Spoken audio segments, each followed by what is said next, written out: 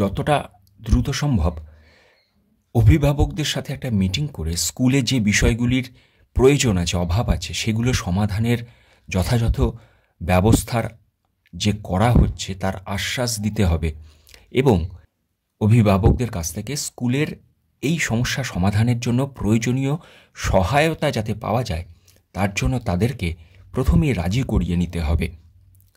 যে বিষয়গুলো মেনে চললে বা এগোলে প্রধান শিক্ষক হিসাবে কাজ করতে সুবিধা হবে সেসব বিষয় নিয়েই আজকে আমাদের এই আলোচনা। এখন প্রধান শিক্ষক হিসাবে নিয়োগ হওয়ার পর আপনি প্রথমে কি করবেন? স্কুলে জয়েন করার পর স্কুলের টিচার্সদের সাথে একটি মিটিং করতে হবে। এটি হচ্ছে প্রথম কাজ। অর্থাৎ প্রথম কাজ হিসাবে যদি আমরা দেখি তাহলে আমরা বলতে পারি যে স্কুলের যারা টিচার্স আছেন সেই টিচার্স মিটিং একটা সবার আগে করা দরকার। সমস্ত টিচারদের নিয়ে কিছু বিশেষ আলোচনা, যেমন স্কুলে কিভাবে ক্লাস হয়, অর্থাৎ এতদিন কি পদ্ধতিতে বিভিন্ন শিক্ষক শিক্ষিকারা স্কুলে ক্লাস পরিচালনা করে এসেছেন সেটা সবার আগে জানা প্রয়োজন এবং এই আলোচনার মধ্য দিয়েই অন্যান্য টিচারদের সাথে পরিচয় করতে সুবিধে হয়। তাই প্রথম বিষয় হিসাবে আমরা যদি লিখি তাহলে সকল টিচারদের মধ্যে একটা আলাপ বিনিময়, অর্থাৎ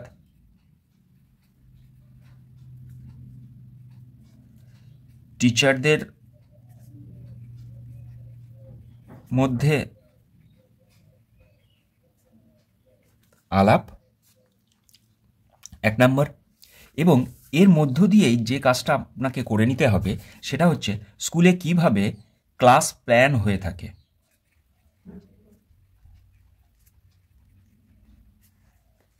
কে কিভাবে ক্লাস নেন, কে কোন ক্লাস নেন, এই বিষয়ে একটা আলোচনা করে নিতে হবে। এবার এই আলোচনাটাকে আরেকটু এগিয়ে নিয়ে যাওয়ার জন্য যেটা প্রয়োজন সেটা হচ্ছে এখন স্কুলে কি কি প্রয়োজন আছে। অর্থাৎ 3 নম্বরে আমরা দেখে নেব এখন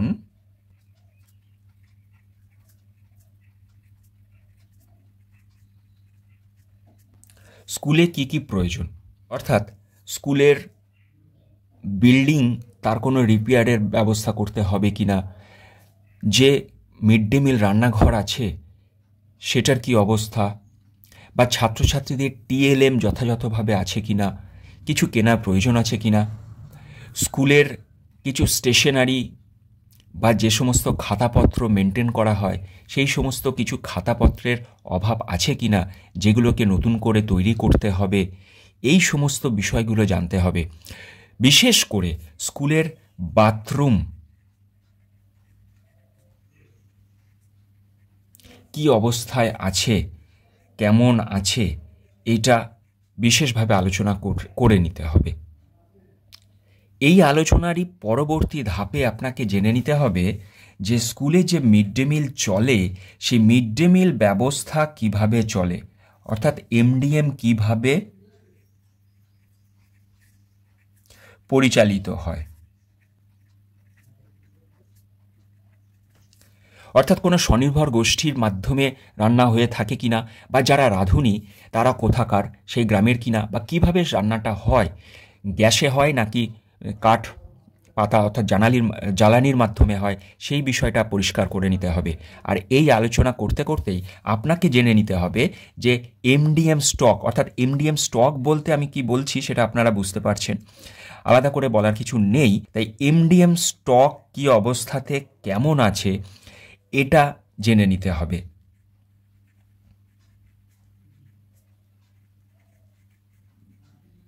কারণ এমডিএম স্টক কেমন আছে এটা যদি আপনারা না জানেন তাহলে আপনাদের পরবর্তী দিনে স্কুল পরিচালনা করতে খুব অসুবিধে হবে। তাই এমডিএম এর স্টকটা জেনে নিতে হবে, খাতা কিভাবে মেনটেন করা হয় সেটা জানতে হবে, এবং এখানে একটি বেশ গুরুত্বপূর্ণ জিনিস, যে ফুড টেস্ট করা হয় সেই ফুড টেস্টের রেজিস্টার আছে কিনা,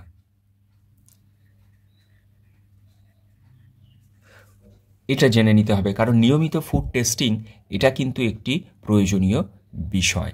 এইগুলি আলোচনা করার পর টিচার্সদের সাথে আরেকটি বিষয় আলোচনা করে নিতে হবে যে স্কুলের যে ক্যাশবুক আছে সেই ক্যাশবুকের অবস্থা কীরকম, কোন কোন টিচার্স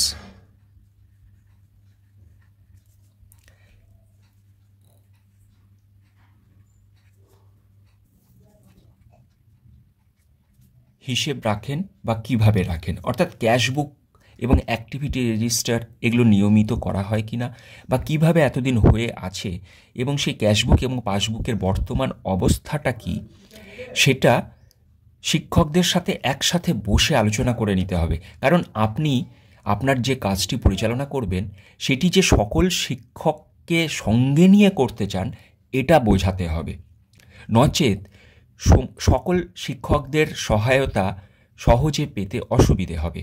তাই প্রথমেই শিক্ষকদের সাথে মিটিংটা খুব গুরুত্বপূর্ণ। এই আলোচনার শেষ ধাপে আপনাকে শিক্ষকদের সাথে আলোচনা করে নিতে হবে অপারেটর কিভাবে চেঞ্জ করা যায় বা কোন ব্যাংকে অ্যাকাউন্ট আছে এবং নেক্সট অপারেটর অর্থাৎ জয়েন্ট অপারেটর কারা কারা হচ্ছেন। এমডিএম এবং স্কুলের যে অ্যাকাউন্ট দুটোর ক্ষেত্রেই সেই অপারেটর চেঞ্জের বিষয়ে আলোচনা করে নিতে হবে। অর্থাৎ 7 নম্বর পয়েন্টে আমরা বলতে পারি যে স্কুলের যে অ্যাকাউন্ট আছে সেই অ্যাকাউন্টের অপারেটর চেঞ্জ।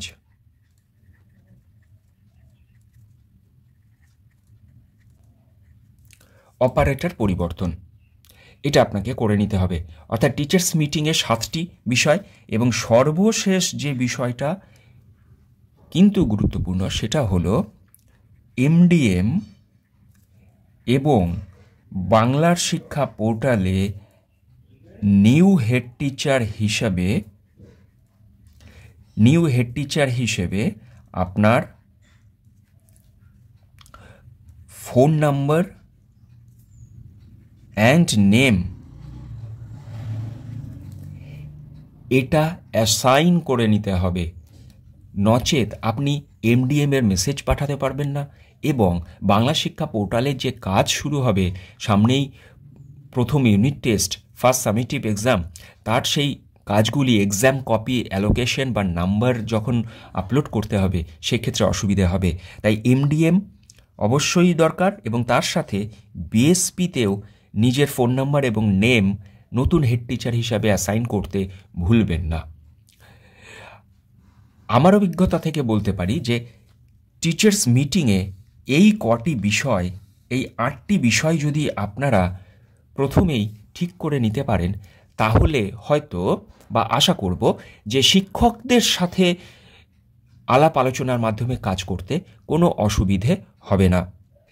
এবারে আপনাকে যে বিষয়টি করতে হবে দ্বিতীয় ধাপে আমরা বলতে পারি সেটা হচ্ছে খুব দ্রুততার সাথে একটি অভিভাবক সভা বা গার্জেন মিটিং আপনাকে করতে হবে।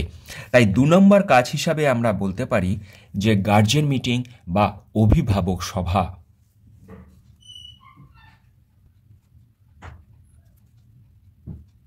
এই অভিভাবক সভাটা করার আগে অবশ্যই কিন্তু একটি প্ল্যানিং করে নেবেন সকল শিক্ষক শিক্ষিকাদের সাথে, কারণ এটা কিন্তু আপনার পরবর্তী দিনে কাজ করার জন্য সবথেকে বেশি সহায়ক হয়ে উঠবে। কারণ first impression is the last impression. তাই প্রথমেই মিটিংয়ের একটা প্ল্যান করে নেওয়ার পর যেদিন আপনি এই মিটিংটার জন্য সমস্ত অভিভাবকদের ডাকবেন, প্রথমে যে বিষয়টা আপনি খুব ভালোভাবে করবেন সেটা হচ্ছে নিজে থেকেই নিজের পরিচয়টা প্রথমেই দিতে যাবেন না। এতদিন পর্যন্ত যে সকল শিক্ষক শিক্ষিকা স্কুলটা পরিচালন করে এসেছেন বা এতদিন পর্যন্ত যিনি দায়িত্বে ছিলেন বা সবথেকে সিনিয়র টিচার তাকেই বলবেন প্রথমে আপনার পরিচয়টা সমস্ত অভিভাবকদের সঙ্গে করিয়ে দিতে।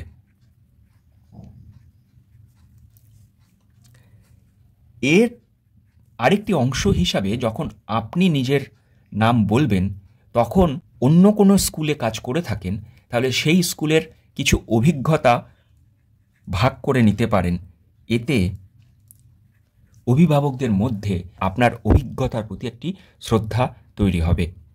পরিচয় করার পর অভিভাবকদের মধ্যে এখন স্কুলের যে প্রয়োজনগুলো রয়েছে, অর্থাৎ স্কুলে এখন যে সমস্ত বিষয়গুলির অভাব রয়েছে, সেইগুলো খুব বুদ্ধিমত্তার সাথে ধীরে ধীরে জানিয়ে দেবেন এবং এই বিষয়গুলির যে খুব দ্রুততার সাথে আপনি সমাধান করবেন সেই আশ্বাসও অভিভাবকদের দেবেন। কেন দেবেন সেটা পরে বলছি। অর্থাৎ দ্বিতীয় অংশে স্কুলের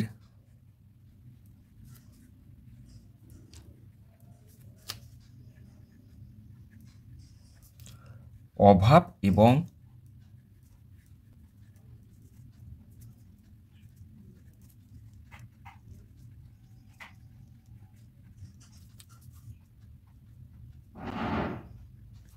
তার সমাধানের আশ্বাস আপনি দেবেন।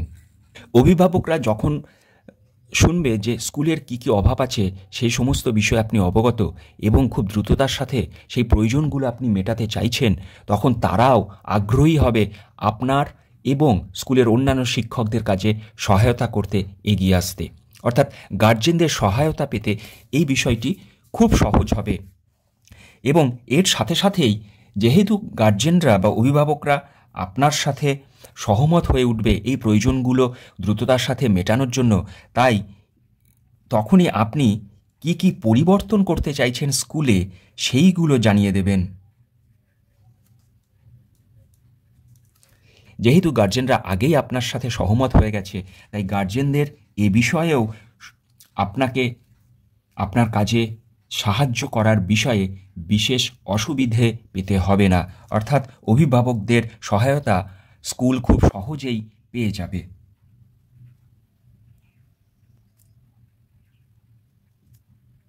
অর্থাৎ প্রথম কাজ টিচার্স মিট এবং দ্বিতীয় কাজ হিসাবে অভিভাবক সভা খুব গুরুত্বপূর্ণ। এরপর আপনাকে আরেকটি গুরুত্বপূর্ণ কাজ করতে হবে, যেটিকে আমরা তৃতীয় ধাপে বলতে পারি ডিলার্স মিট। অর্থাৎ যে রেশন ডিলার আপনার স্কুলের এমডিএম স্টক সরবরাহ করে থাকে তার সাথে একটি মিটিং আপনাকে করতে হবে এবং সেই মিটিংয়ে আপনাকে এমডিএম এর স্টক কী অবস্থায় আছে সেই বিষয়ে স্বচ্ছ ধারণা তৈরি করতে হবে। অর্থাৎ এমডিএম স্টক ক্লিয়ার করে নিতে হবে। তাই তৃতীয় ধাপে আমরা বলতে পারি যে এমডিএম স্টক ক্লিয়ারের জন্য ডিলারের সাথে মিটিং করা।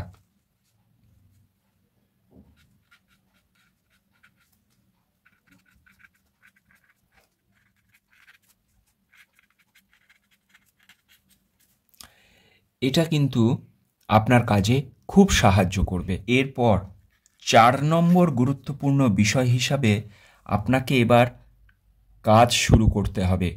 তার জন্য প্রথমেই আপনাকে যে জিনিসটি করে নিতে হবে সেটি হলো আপনি অভিভাবক সভায় যে অভাব বা প্রয়োজনগুলো মেটানোর আশ্বাস দিয়েছিলেন সেই প্রয়োজনীয় ব্যবস্থাগুলো ধীরে ধীরে শুরু করতে হবে। অর্থাৎ প্রথমেই আপনাকে প্রয়োজনীয় জিনিসের ব্যবস্থাগুলো ধীরে ধীরে শুরু করতে হবে।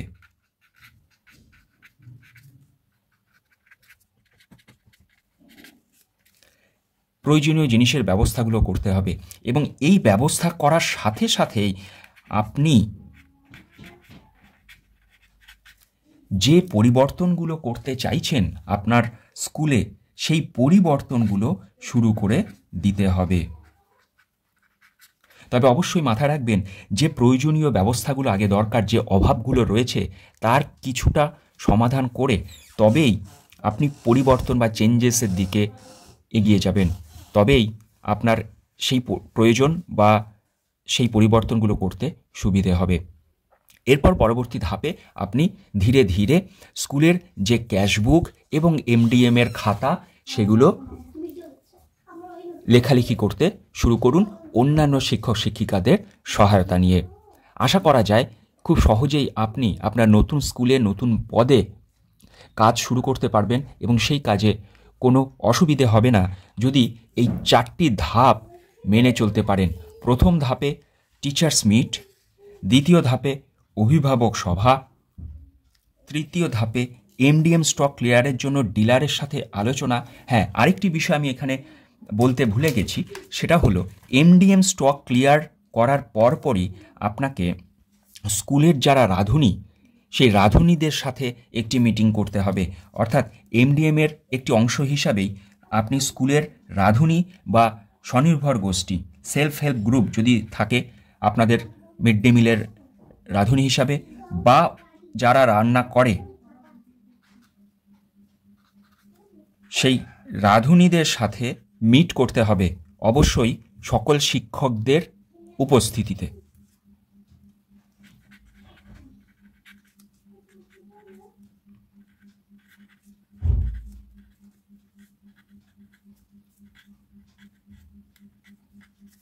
অর্থাৎ স্কুলে যারা রান্না করে রাঁধুনি তাদের সাথেও আপনাকে একটি মিটিং করতে হবে, এবং তারপরে আপনি চতুর্থ ধাপ প্রয়োজনীয় জিনিসের ব্যবস্থা এবং তার সাথে সাথে অন্যান্য পরিবর্তনগুলো করবেন।